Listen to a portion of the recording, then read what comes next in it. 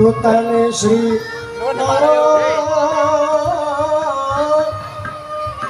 Nata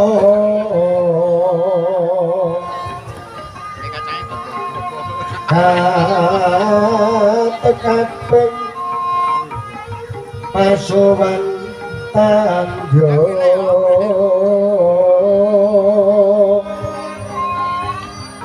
Komando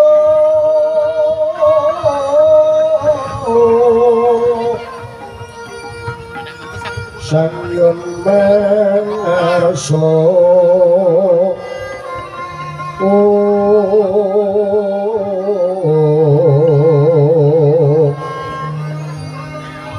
Tanpono kuciwo raras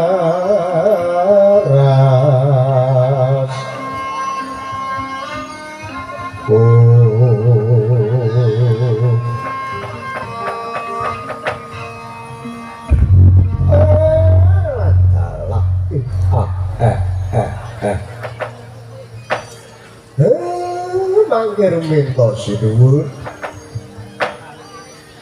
sasampunipun lenggah keparengan ngabdi ngaturaken pambagya panakrami raharja rawuhipun sinuwun Prabu Bathara Kresna ewen supana mangandiri mihut sekaring Ndara Langit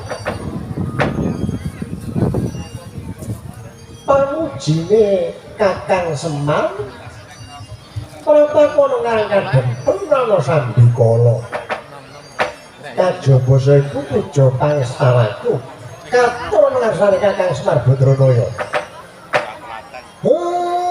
kula tampi sinuwun kendelo sami-sami kajawi saking menika kaprayogakna galang mung piye lho kaya wis ora kurang prayoga Kakang Semar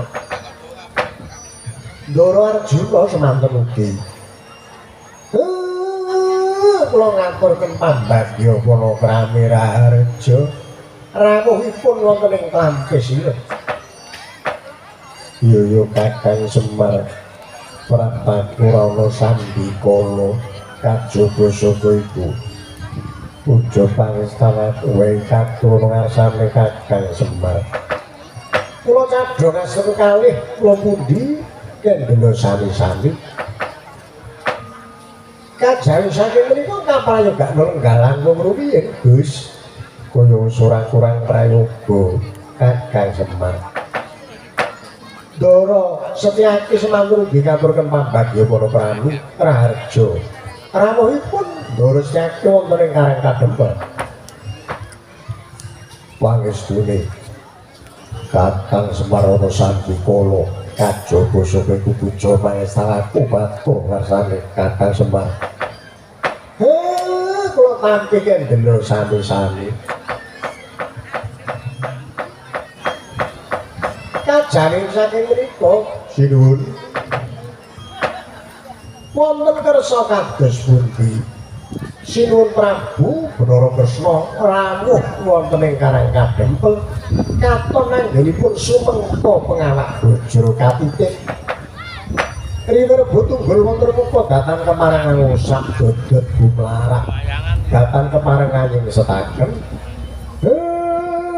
monggo keparengan ngendika wis dikemarengake matur Kakang Semar kula nuwun inggih matur ngarsane Kakang Badranaya ana tumuluput aturku sing gedhe pangapuramu mboten dados punapa Pratakana Karang Kadempel kejaba tuwe kasugengane Kakang Semar Prataku ning kene mau sejatine aku kelawan Dimas Arjuna diutus karo Emang pikulun Emang Jagatnata ing nalika Semana tumurun Ndwarawati tedhakno Ndwarawati dawuh supaya ingsun kalenggan iki ngelingke marang Kakang Semar amarga Kakang Semar bakal sedya bangun kayangan sing keparane Emang pikulun Bathara Guru kang ganti Kakang Semar supaya nyabarke utawa ora mbajut kanggone bakal mbangun kayangan. Mula kang saka iku mumpung durung kebacut enggal urungno Kakang Semar anggone bakal mbangun kayangan. Kaya cukup semono apa ngendikaku mundi dawuh Semara wewu pitulune maneh jagat nata. Paduka menika Nalendra ingkang titis Wisnu boten mungkal nek sampeyan iku diutus karo Rama jenengan ya niku si Bathara Guru. Sinuwun menawi Sinuwun Prabu Bathara Kresna menika pirsa sejatosipun panjangkanipun pun Semar. Ingkang badhe kula bangun menika sanes kayangan plunggane guru menika sanes. Nanging ing badhe kula bangun menika mentalipun para kawula negari Ngamarta ingkang sak menika pun tebih sanget kalian lampahan ingkang sampun dipun anakaken wonten ing kraton. Milih saking menika sinuwun menawi kula dipun aturi supados nyabaraken kula mboten purun. Amargi sedya kula menika sae sedyanipun Semar menika leres bilih angin kula badhe bangun kaya menika badhe kula bangun mentalipun para kawula kersanipun gesang mat sinamatan daya dinayan guyub rukun bandul ngrompol temah ayom-ayom tata titi tentrem gemah lipah loh jinawi Yas Bagya Mulya menika panjanganipun Semar. Kakang Semar ora perlu Kakang Semar kok rembug, ora perlu Kakang gunem kang tanpa guna. Saiki mung kowe gelem ngurungake apa ora? Lamun to Kakang Semar ora ngurung, ya nggone bakal bangun kayangan. Apa kelakon? Bakal tak Kakang Semar tak rudha paripeksa. Oh, Jojo mung tapindha kinetap nekro kocak ngunggarande.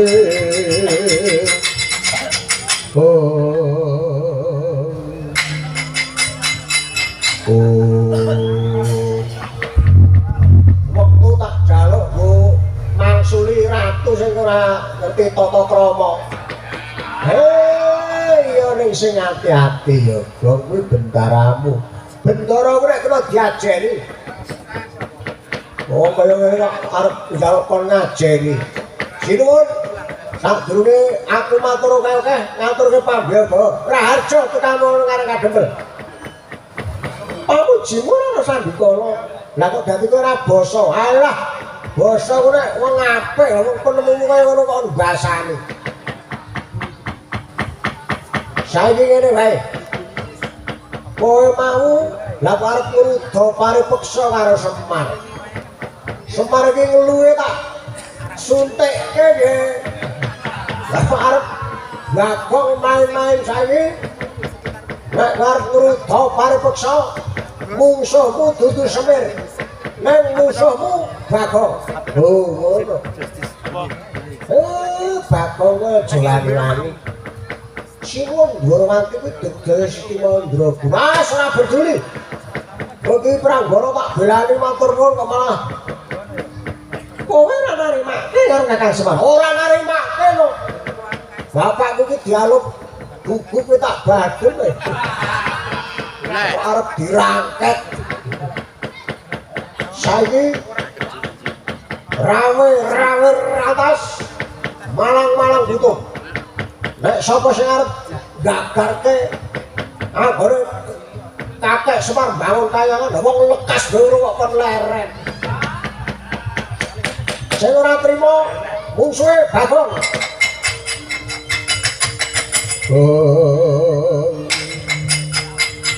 Angler kawane kang sinumati jagat. Jagat kang nari wawomong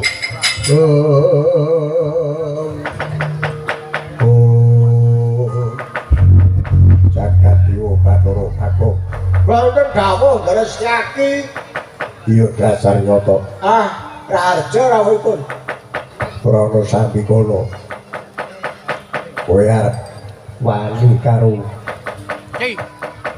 Koko Prabu Bathara Kresna. Apa kowe ora ngerti? Aku iki sapa? Lho. Sampeyan niku pripun to? Kowe arep ngerti. Wani karo Sunan Prabu Bathara Kresna apa ora ngerti? Aku iki sapa? Sesuk mulai ku nak Jepang ku takon kalih Basbara kowe.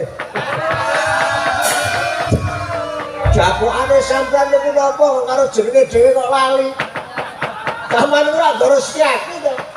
Tegese aku iki dadi apa? Senopati Dwarawati.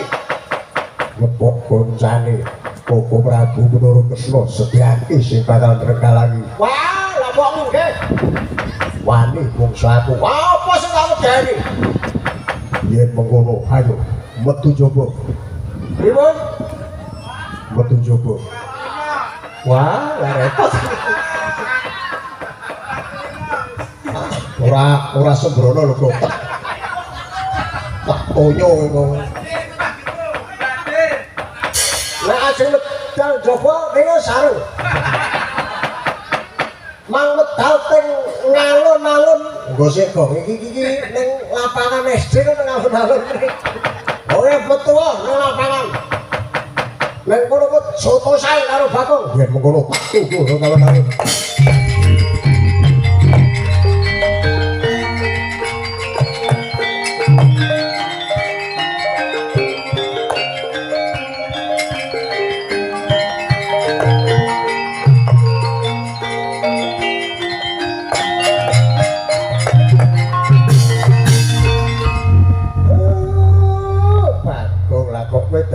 Gawe bribing perkara Setyaki ku didaya Sekti Mandraguna. Pokoke aku nek wis nesu ngono iki ora ono sing tak wedeni.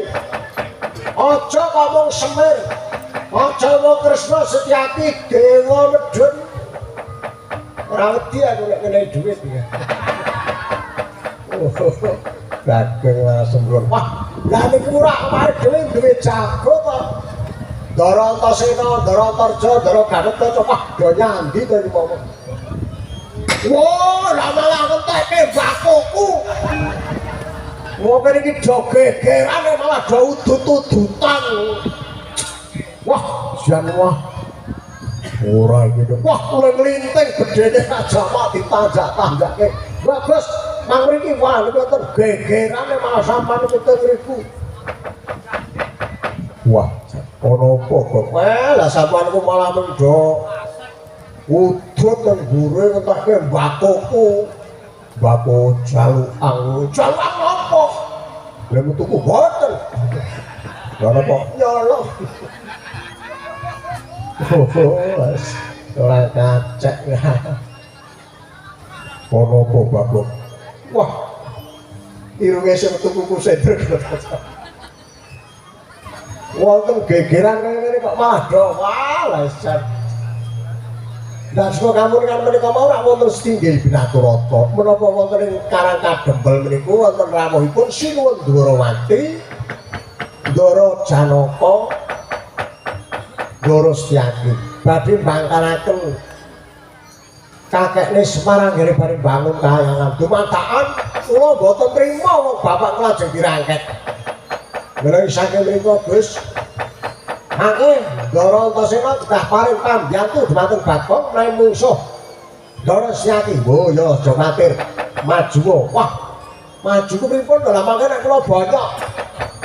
Nek lara tak tambani, nek mati tak uripke meneh. Ku kangge napa? Sungut kuwi lho.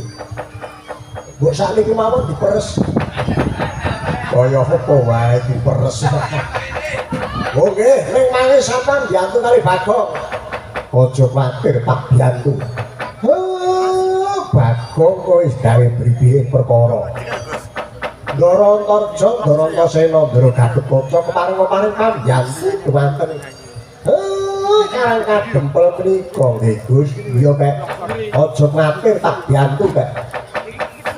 Yen mengkono ana bareng Petruk Bagong padha sametua. Aku arep munggah ana jroning kamarku kono ngarep semek dhewe dhisik. Oh ya kek ayo tak derekke mok. Arep sangu gendeng apa kok?